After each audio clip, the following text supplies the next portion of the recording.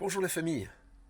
Aujourd'hui, de quoi on va parler? On va parler de qualité, alors surtout de qualité perçue. On va pas rentrer dans les entrailles du camping-car, mais on va quand même essayer je vais quand même essayer de vous expliquer à quoi on reconnaît un intérieur qui va durer dans le temps d'un intérieur qui va pas durer dans le temps en fait. C'est ce qui va faire la différence entre un camping-car bon marché, d'entrée de gamme ou sur lesquels c'est là-dessus qu'on va faire les plus grosses économies à l'intérieur.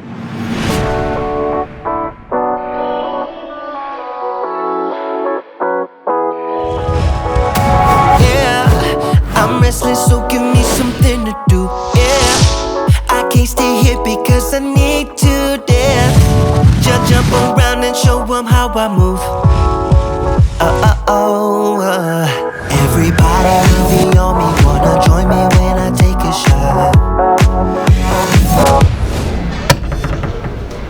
Tu peux ouvrir? Super. Vas-y.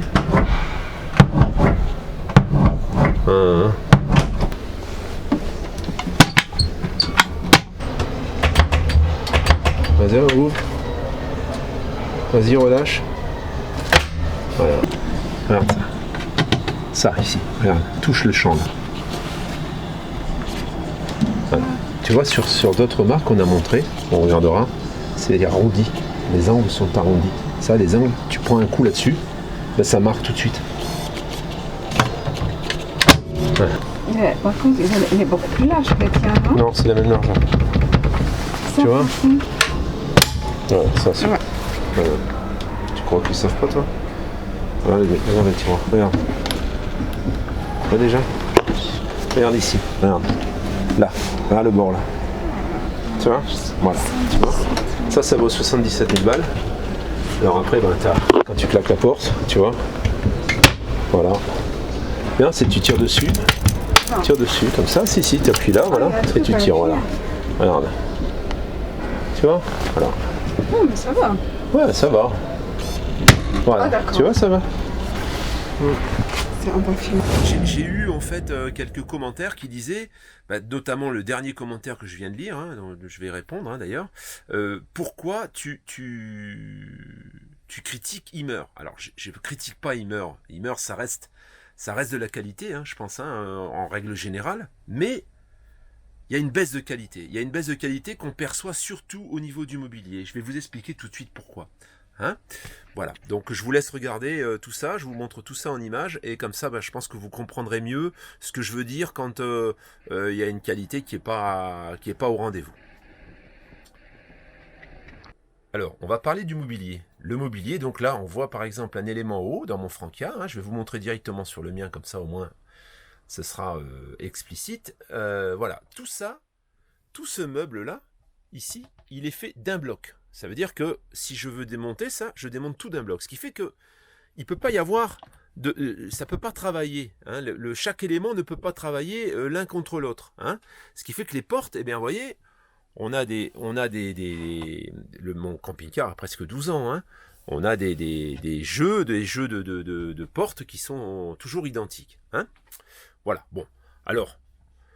Moi j'ai de la petite poignée là, bon solide, mais voilà, il y a plus esthétique aujourd'hui, donc la petite poignée qui tient le coup aussi. Là vous voyez que par exemple, il y a les 3 serrures qui sont cassées. Alors je vais vous montrer un petit peu comment elles fonctionnent. Voilà, c'est un bouton poussoir comme ça, et malheureusement ici, c'est du plastoc. Alors là, vous voyez, par exemple, moi je juge quand même que pour une marque comme celle-ci, avec le prix que coûtait ce camping-car, c'est un peu moyen.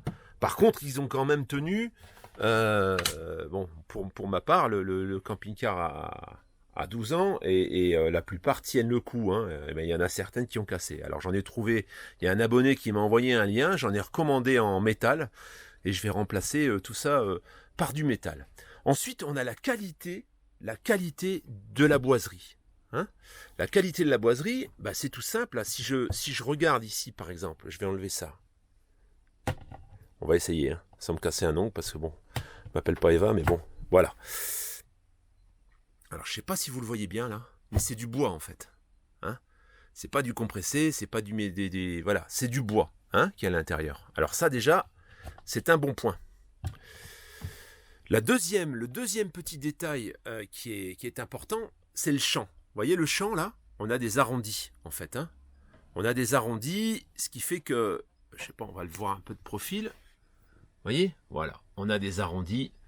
Et du coup, il n'y a pas d'angle là. Du coup, ça va s'abîmer beaucoup moins, ça va pas accrocher, ça va pas être tranchant. Et sur le côté, par contre, on a du champ classique, hein, du champ certainement contre-collé. Alors ça, c'est des portes, bon, elles sont arrondies.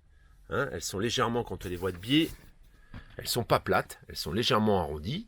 Ça contribue également à la rigidité de la porte. Et ça, c'est une porte qui ne se déformera pas. Alors sur les panneaux plats, comment ça se passe? On va prendre l'exemple de cette porte, par exemple, hein, de cette porte qui est ici. Sur les panneaux plats, comment ça se passe? Eh bien, sur les panneaux plats, je ne sais pas si on le voit ici, mais ils sont légèrement chanfreinés. Ce qui veut dire qu'on a une épaisseur ici, au milieu, qui va être plus épaisse, et ici, ça va être émincé, légèrement. Alors vous allez me dire, ouais, ça, on s'en fout, mais non, au contraire. Ça donne de la rigidité à la porte. Alors ça, c'est une petite porte, hein, donc c'est pas très grave. Mais si par exemple on prend la porte, cette porte de placard, attendez, cette porte de placard qui est ici, voilà, je ne sais pas si c'est bien visible, hein, cette porte de placard, et bien cette porte de placard, elle est émincée également sur les bords, et du coup, ça la tient rigide, hein. Voilà, du coup, elle va pas se déformer, parce que elle va créer, il y a deux chanfreins comme ça ici, qui viennent consolider un peu qui viennent rigidifier la porte en fait. Hein. Voilà. Alors, où est-ce qu'on retrouve encore la qualité? Où est-ce qu'on retrouve la qualité? Eh bien, on le retrouve dans les éviers. Vous voyez, aujourd'hui, bon, voilà ce qu'on a comme dans un Franca, voilà ce qu'on a comme évier. Donc, c'est un évier inox. Hein. On peut aussi parler de la robinetterie, qui est une robinetterie style maison. Hein, voilà. C'est pas du plastique, hein, c'est de l'inox. Hein, voilà. Et ensuite, on a un vrai plan de travail. Un vrai plan de travail, il est recouvert d'une espèce de résine. Hein, voilà, un plan de travail comme on peut les trouver dans les cuisines. Donc ça vieillit très bien. Et vous voyez qu'ici, on a un rebord. Voilà, un rebord hein, qui fait un petit peu pour éviter que l'eau elle vienne glisser, elle vienne tomber derrière. Hein. Et ce petit rebord là, voilà. Bah ça, c'est pareil. Hein. Alors, je suis pas en train de dire si c'est pas comme ça, c'est de la merde. Mais il faut reconnaître quand même que la qualité, ça a un prix. Et quand je vous montre ça, c'est pas pour vous dire, voilà, c'est pour vous. Bien sûr, vous allez me dire, ouais, mais c'est un Franca, c'est normal. Mais bon, je suis en train de vous expliquer où est-ce qu'on perçoit la qualité. Hein. Voilà. Ici, donc, on a une cuisinière 4 feux. Donc, c'est une cuisinière, on peut le remarquer comme à la maison, hein, quasiment. Alors, je vais vous dire, moi, sur les anciens Laika, par exemple, hein, et même sur les très anciens Laika, on avait ce type de gazinière. Et pourtant, on n'était pas dans des tarifs qui ressemblent à ceux de Franca. Hein. Ensuite, on va parler des interrupteurs et des prises de courant. Vous voyez qu'on a des interrupteurs quand même qui vont tenir dans le temps. Ça cassera jamais, ça. Hein. Alors c'est du plastique, mais ça tiendra dans le temps. Hein.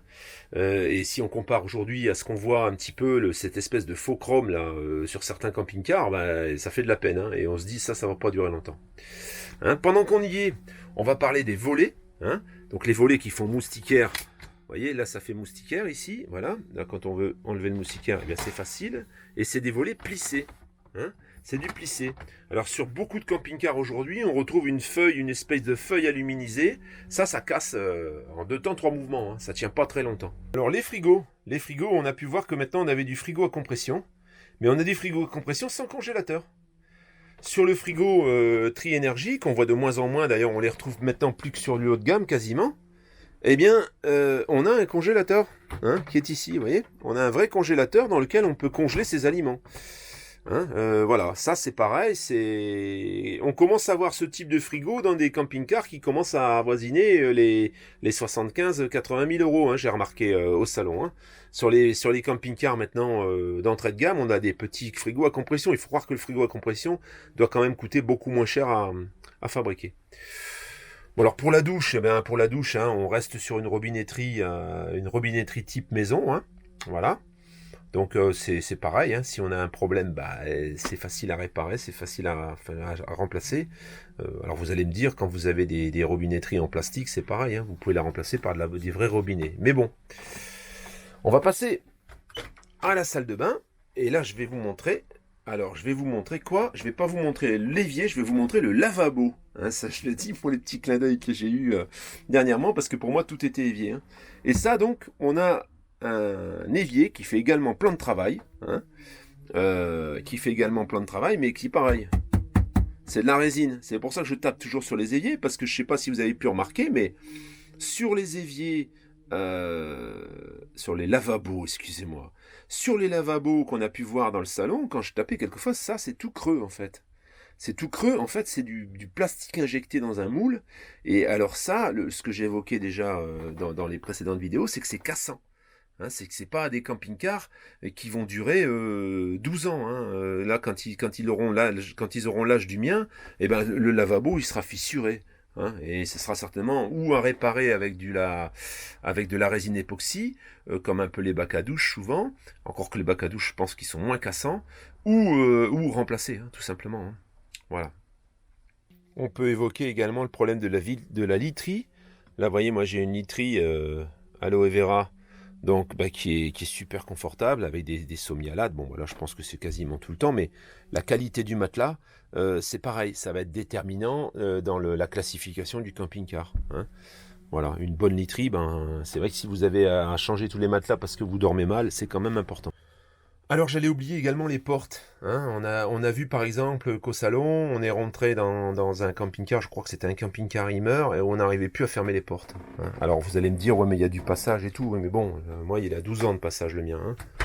Vous voyez ? Là, on a une porte digne de ce nom. Alors c'est clair, on n'est pas dans l'épaisseur d'une maison parce qu'on est quand même dans un camping-car, mais voilà. Vous voyez ? La serrure là, ça ferme quoi. Hein ? Voilà.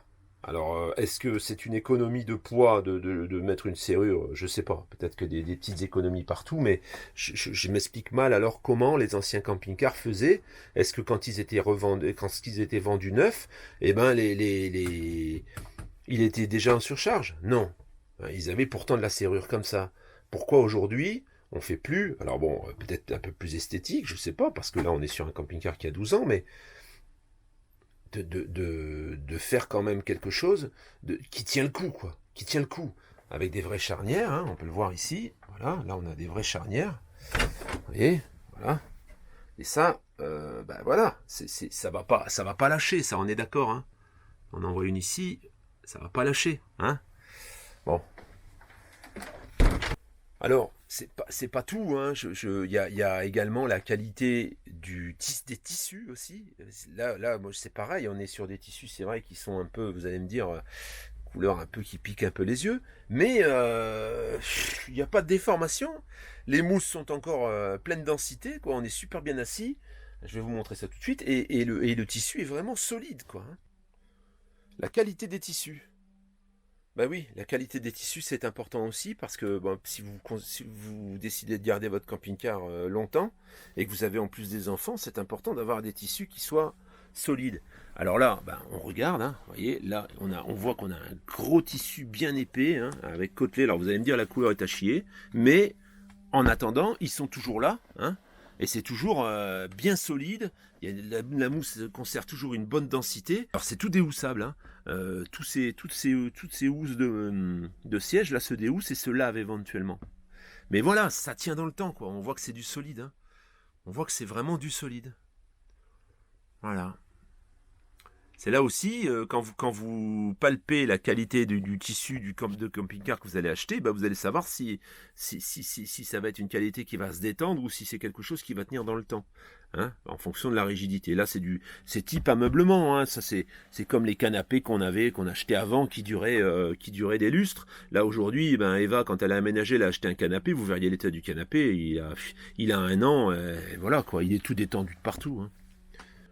Et enfin, le revêtement de sol, le revêtement de sol, c'est pareil, hein, c'est pas du vrai bois, bien sûr, hein, c'est un espèce de lino, hein, c'est un espèce de lino, mais qui se colle en petites bandes apparemment. Hein. Et là, c'est pareil, hein, à toute épreuve, hein, vraiment super solide. Hein. Super solide, et bon, là c'est pareil, hein, la qualité du sol aussi, on peut aussi facilement vérifier sur les nouveaux camping-cars, tout au moins pour les camping-cars low cost, que c'est pas toujours le top. Hein.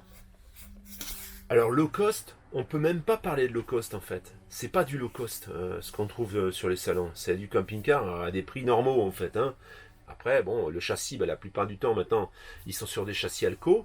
Après, bon, il y a une histoire de motorisation, etc. Mais ça, on en a parlé. Hein. Voilà, il y a eu des marques qui ont eu des problèmes. Bon, est-ce qu'elles sont passagères? Est-ce qu'elles se résolvent? Je pense que oui. Parce que bon, pour parler de Ford, par exemple, il y a des constructeurs qui reviennent à Ford. Alors maintenant, il faudrait avoir du recul par rapport à tout ça, parce que il faut pas oublier non plus qu'il est arrivé un nouveau paramètre, c'est la D-Blue. Hein, depuis 2 ans maintenant.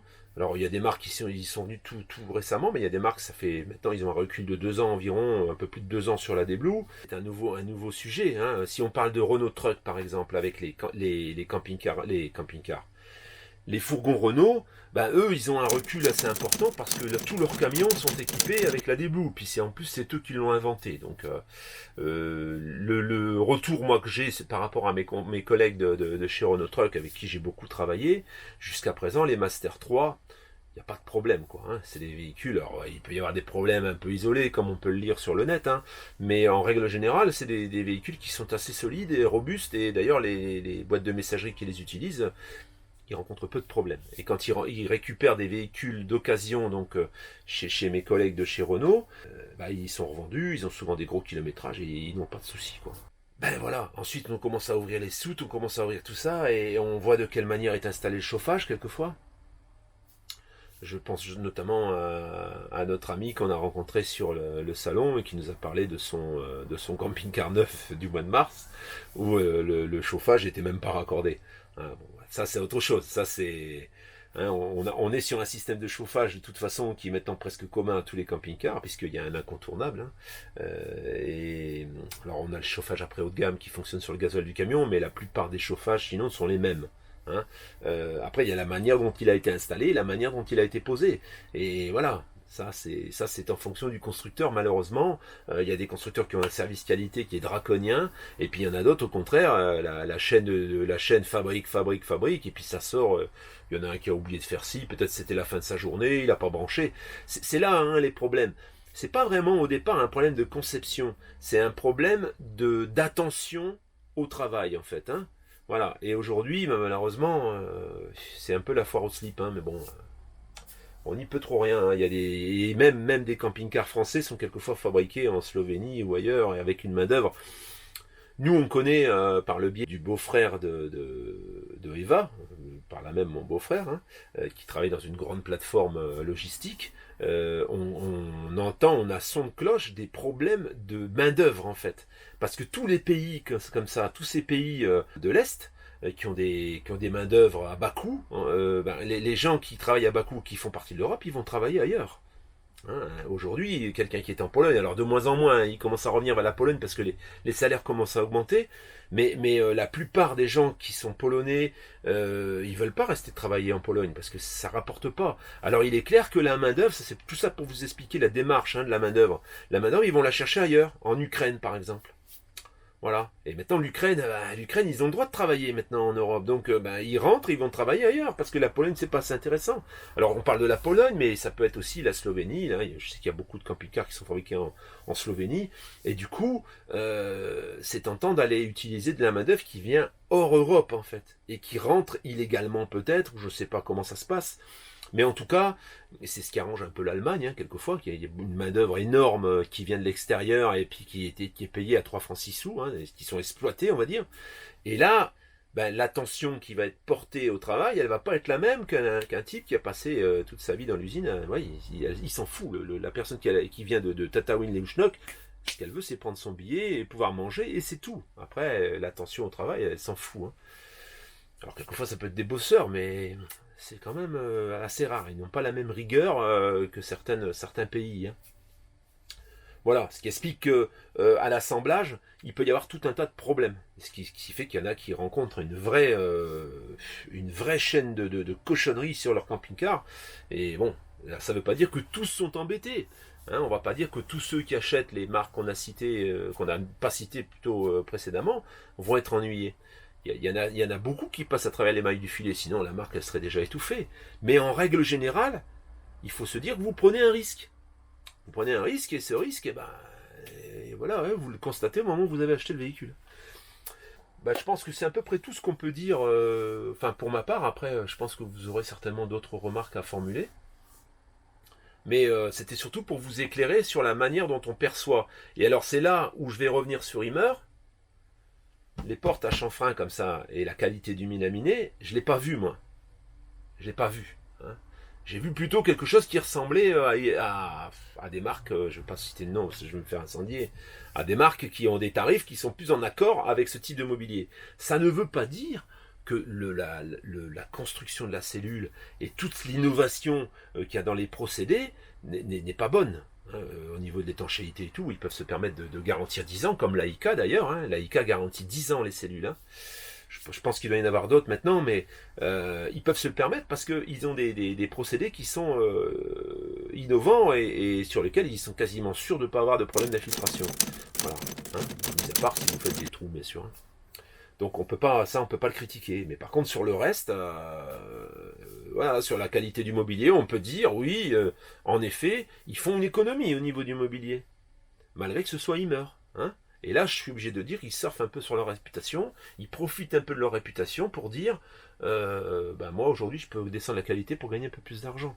Et ça, c'est dommage parce que là, c'est comme s'ils s'appuient sur la tête. Ça va marcher 1 an, 2 ans, 3 ans, 4 ans, puis à un bout d'un moment, ça va se savoir. Hein.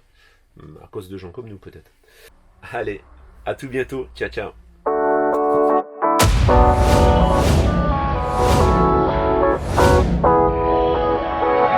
Yeah, I'm restless, so give me something to do. Yeah, I can't stay here because I need to dance. Jump around and show 'em how I move. Everybody will be on me, wanna join me